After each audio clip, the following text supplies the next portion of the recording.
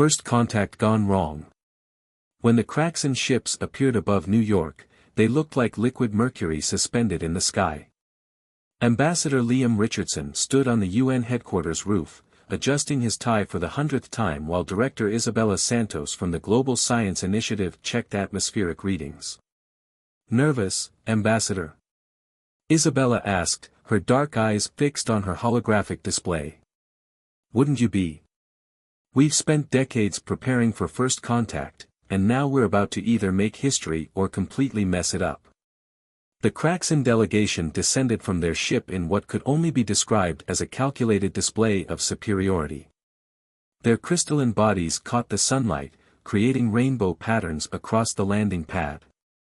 High Commander ZYX-427, their leader, moved with fluid grace despite their rigid structure. Everything proceeded according to protocol until the reception. The Grand Hall buzzed with excitement as Earth's representatives mingled with their alien guests. The problems began when the catering staff arrived. High Commander ZYX-427 was mid-speech when they noticed the champagne fountains. Their crystalline form shifted from translucent to opaque in seconds. By the cosmic void. You keep this substance in the open.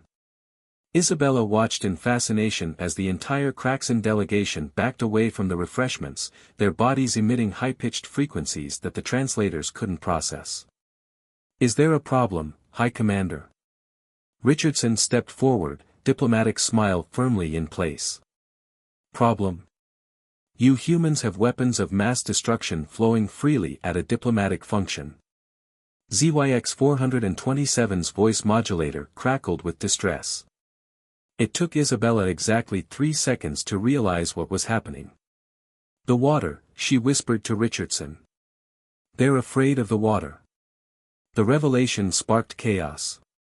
The Kraxan delegation retreated to their ship, broadcasting emergency signals across all frequencies. Within hours, Earth received its first galactic classification, Extreme Hazard Zone, Class X. Isabella spent the next week leading a task force to understand why water terrified the galaxy's most advanced civilizations. The answer was both simple and fascinating: most spacefaring races evolved from silicon-based life forms. To them, water was more corrosive than acid. So, General Marcus Wright said during the emergency briefing, "You're telling me Earth is essentially one giant chemical weapon? More like we're walking water balloons in a universe full of beings that dissolve on contact," Isabella replied, pulling up molecular diagrams. Our oceans alone would be considered weapons of mass destruction. Even our breath contains water vapor. The implications were staggering. Humanity, which had always imagined itself as a minor player in the cosmic arena, suddenly found itself in possession of the galaxy's most feared substance. Their very biology made them the most dangerous species in known space. As Isabella watched the Kraxan ship maintain a careful orbit well outside Earth's water vapor radius, she couldn't help but laugh at the irony. Humans had spent centuries wondering if aliens would see them as worthy of contact. Instead, they were seen as too dangerous to ignore. Well, Richardson said, reviewing the preliminary diplomatic responses from other galactic nations, at least we won't have to worry about alien invasions. They're too terrified to come near us. The next few days saw Earth's status shift from potential galactic partner to approach with extreme caution. Every human became, effectively, a walking hazmat zone. The galaxy's fear of water was about to change humanity's place in the cosmic order in ways no one could have predicted. The Water Warriors. General Wright paced the Pentagon's newly established Aqua Defense Command Center, surrounded by holographic displays showing Earth's new orbital defense grid. Not that they needed much defending anymore, their greatest weapon turned out to be their planet's natural hydrosphere. Status report on Project Droplet, he asked Commander Sophia Patel, who was coordinating with research teams worldwide. Our scientists have confirmed that even trace amounts of water vapor caused severe molecular destabilization in silicon-based life forms, Sophia replied, bringing up test results. We've also discovered that different alien species have varying levels of water sensitivity. The Aqua Defense Initiative had transformed Earth's military doctrine overnight. Traditional weapons seemed almost quaint now that humanity understood their biological advantage. Every human soldier was essentially a walking chemical weapon to most alien species. Dr. James Nakamura, head of xenobiology at the Global Defense Research Institute, led the development of what he called hydrotactical capabilities. His team created everything from water vapor barriers to mist-based defense systems. The fascinating thing, James explained during a high-level briefing, is that what we consider perfectly safe is terrifying to them. A simple humidifier could clear an alien ship faster than any conventional weapon. The military implications were enormous, but Earth's leadership made a crucial decision: they would not use their water-based advantage for aggression. Instead, they focused on defensive capabilities and peaceful applications.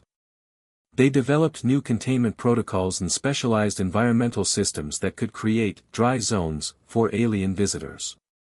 The technology sparked an unprecedented boom in Earth's aerospace and environmental control industries. Sophia's team pioneered the development of moisture shields, force fields that could contain water vapor within specific areas. These shields became standard equipment at every human-alien interaction point. "We're not just protecting them from us," Sophia told her staff. "We're building bridges. Well, dry bridges, but bridges nonetheless." The Galactic community watched these developments with a mixture of terror and fascination. Earth's ability to handle and control what they considered the universe's most dangerous substance made humans both feared and invaluable. Trade negotiations took an interesting turn when alien civilizations realized that humans could safely handle water-based industrial processes. Suddenly, Earth's curse became its greatest asset. "They want us to maintain their cooling systems," James announced one morning, reading the latest requests. Apparently, they've been using highly inefficient alternatives because water-based cooling was too dangerous for them to handle. As weeks passed, Earth's military focus shifted from defense to cooperation. They began training special units of water warriors, not for combat, but for emergency response and industrial operations throughout the galaxy. The Aqua Defense Command transformed into the Galactic Cooperation Initiative, though they kept the impressive-looking headquarters. As General Wright often joked, sometimes the best defense was making yourself too valuable to attack. "Who would have thought," Sophia mused, watching a team of human technicians prepare for their first off-world assignment, "that the substance that makes up most of our bodies would make us the galaxy's most respected species." The irony wasn't lost on anyone. Humanity's greatest strength turned out to be something they'd taken for granted their entire existence. As Earth's influence grew, they began to understand that being feared didn't have to mean being isolated. Sometimes, it meant being essential. Diplomatic waves. The United Nations Interstellar Relations Chamber looked more like a high-tech aquarium than a diplomatic venue. Force field-separated moisture-controlled zones while holographic displays showed real-time atmospheric readings. Ambassador Richardson watched the Galactic Council representatives enter through their separate airlocks, each species requiring its own carefully calibrated environment. "The humans have mastered hydrological containment remarkably fast," noted Supreme Counselor Vex 9, their crystalline form shimmering under the specialized lighting. "Perhaps they aren't as volatile as initially assessed." Earth's diplomatic status had evolved from dangerous primitives to necessary partners in record time. The galaxy needed human expertise in handling water-based systems, but fear of their biological makeup remained. Trade Minister Olivia Martinez led negotiations for humanity's first major interstellar contracts. "We propose establishing human handling stations at major spaceports," she explained. "Our teams can safely manage your water-based industrial processes while maintaining strict containment protocols." The alien delegations couldn't sign the agreements fast enough. Humanity's curse had become their greatest diplomatic asset. Earth-based corporations began specializing in what they called hydro-industrial services, sending teams of human technicians throughout the galaxy. The Arcturus Manufacturing Consortium, representing 12 alien species, requested human oversight for their cooling systems. The Proxima Mining Federation needed humans to handle their water-based extraction processes. Even the Kraxan, who had fled Earth in terror months earlier, reluctantly admitted they needed human expertise. Dr. Nakamura's team developed the Universal Safety Protocol, a comprehensive system for human-alien interaction. Think of it as a reverse quarantine, he explained. We're not protecting ourselves from them, we're protecting them from us. The protocols transformed diplomatic relations. Special environmental suits allowed aliens to visit Earth safely. Human spaces were clearly marked and sealed. Every diplomatic facility featured emergency dehumidification systems. It's ironic, Ambassador Richardson told Minister Martinez during a break between sessions. We spent years wondering how to prove our worth to the galaxy. Turns out, being walking water bombs did the trick. The Galactic Council upgraded Earth's status from extreme hazard to strategic resource.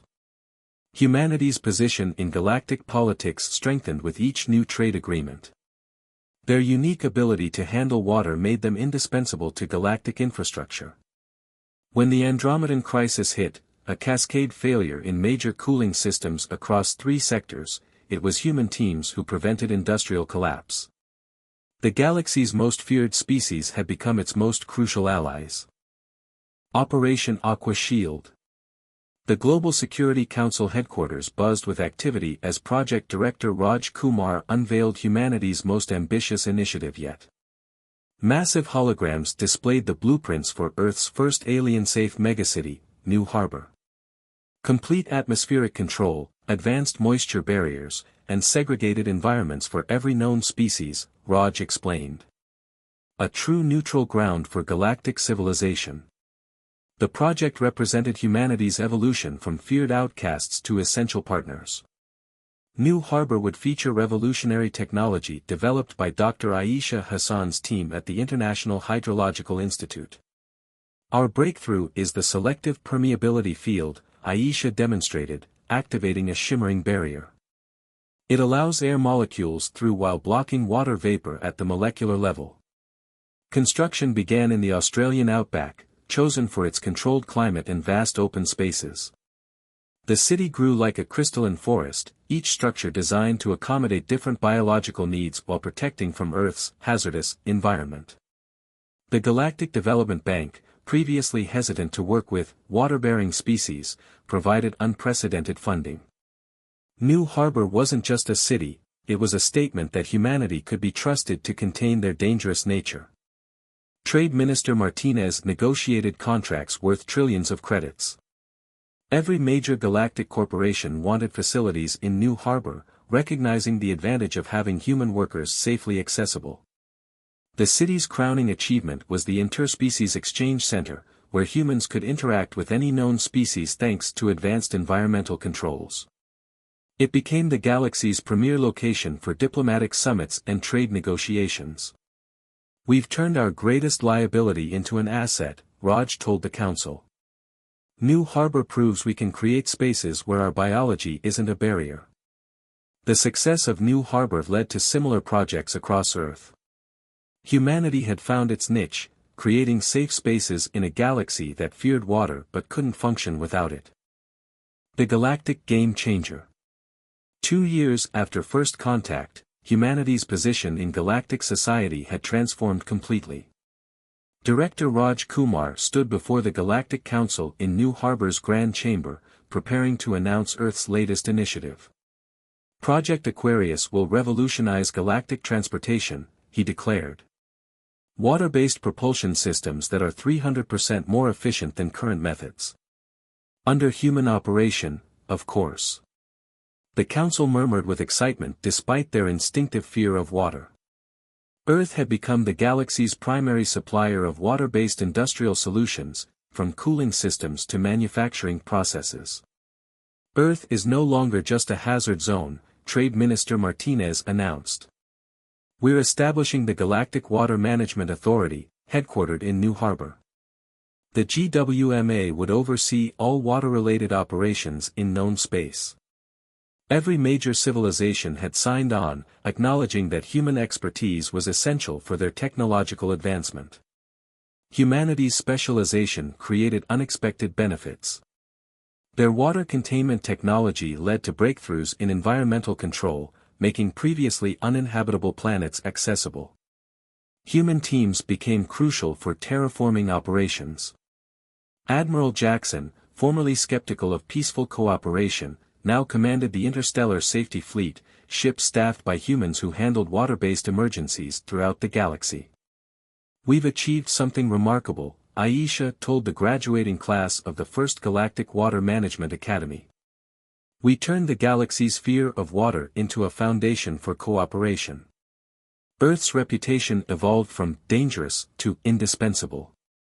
The species once feared for their water-filled biology had become the caretakers of galactic infrastructure. Their natural ability to handle the universe's most feared substance made them the cornerstone of a new era in galactic civilization. As Raj watched ships from 100 worlds dock at New Harbor Spaceport, he reflected on how far they'd come. Humanity hadn't just found its place in the galaxy, they'd become essential to its future. All because they were, as Ambassador Richardson liked to say, the universe's best qualified plumbers. The same water that once made them pariahs had transformed them into the galaxy's most valuable partners. It wasn't just about managing water anymore, it was about building bridges between species, one drop at a time.